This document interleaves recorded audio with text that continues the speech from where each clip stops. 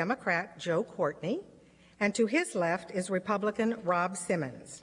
And what we're seeing really is the collapse of the unity government that that this administration has been clinging to as a way out of Iraq. Senator Specter was absolutely right. Ethno-sectarian violence is just a fancy term for a civil war. That's what we're seeing happen right now. Joe, we're running for Congress. We're not running for president. You're not running for commander-in-chief. You talk about a change of policy.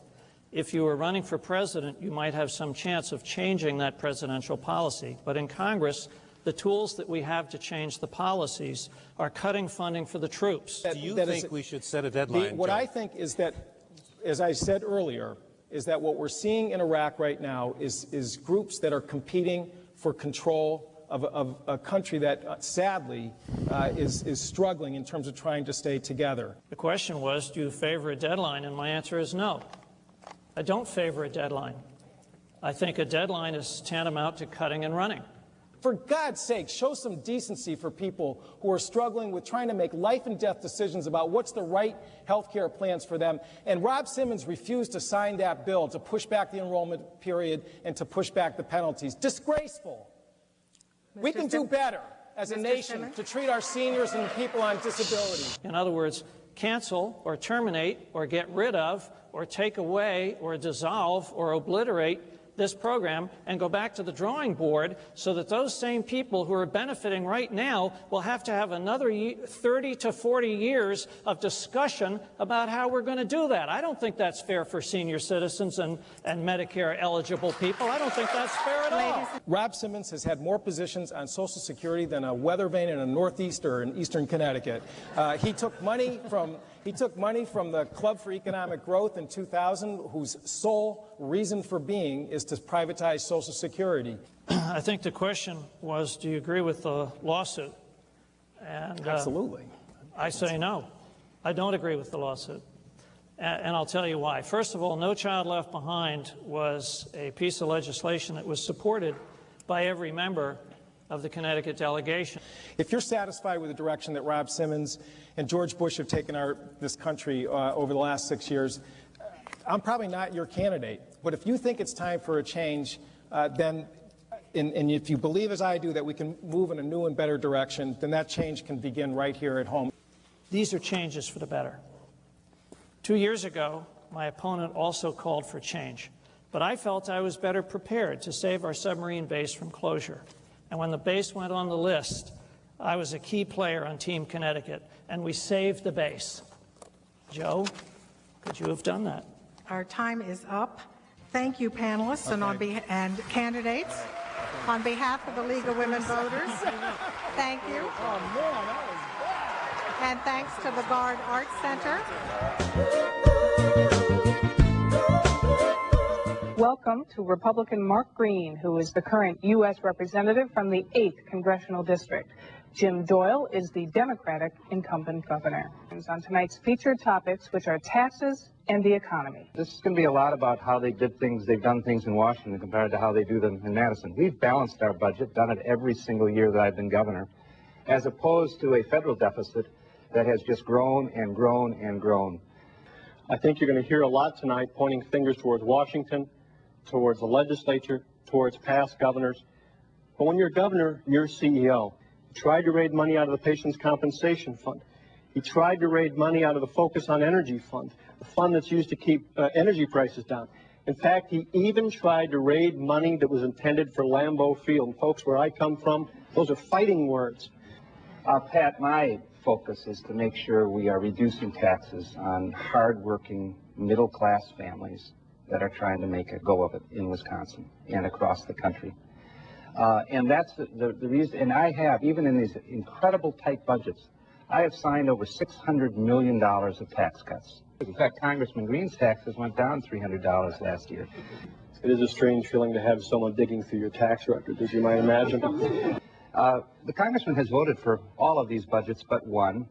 He voted for the budget that we're in right now that is $286 billion of deficit. As I said earlier, under the budget that he voted for, our national debt's going up $71 million just in the hour that we're going here. Wisconsin has no debt. Governor Doyle has thrown stones a number of times at Washington, for good reason. Washington has screwed up its budgeting. That's why I've opposed 2/3 of all the spending laws that have crossed my desk. Unfortunately, he's throwing stones at Washington, but he seems to have adopted some of Washington's worst habits. Failing in math. There's not one tax cut on the books today that Governor Doyle proposed. He did sign some that were proposed by the legislature, and I give him credit for that. That was the right thing to do. At the same time, he proposed in his two budgets hundreds of millions of dollars of new taxes.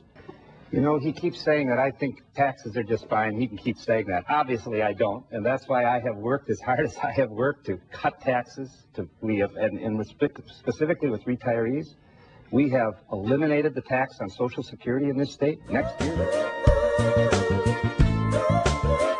Robert Fitzgerald is the Independence Party candidate on the ballot. Mark Kennedy is the Republican nominee for Senate. Amy Klobuchar is the DFL Senate candidate. Are you saying that AARP was supporting a giveaway for prescription companies? Is that what you're saying? I did not agree with AARP's position on this. And I tell you, Congressman Kennedy, my mom and dad and my dad's wife are active members. But what I got to tell you is that just because AARP supported this doesn't mean I have to agree with it. What Amy is saying is she wants to have rationing of drugs to seniors, not letting them have the prescriptions they need. I'm not talking about rationing. I'm talking about negotiation for prices. And that's what I have. And you are doing this fear-mongering again. You can do it whatever you want. Call it rationing, call it government. Give me an example of where you disagree with your party. I disagree with my party on many things. I disagree with my party on things that were different from the values that I was raised with. For example, No Child Left Behind. I've been very focused on the budget deficit, and I've differed from some of the things that my party has done, as well as the Republicans have done, in building up this deficit. We ought not to even be talking about that. Nobody here is talking about privatizing Social Security. I oppose privatizing Social Security. Under any system that you have, you're going to have the federal government running the system. You're paying taxes into the federal government. You're receiving benefits from the federal government. So I oppose privatization. You wrote a letter urging the Bush Commission to transform Social Security into a system based on private accounts.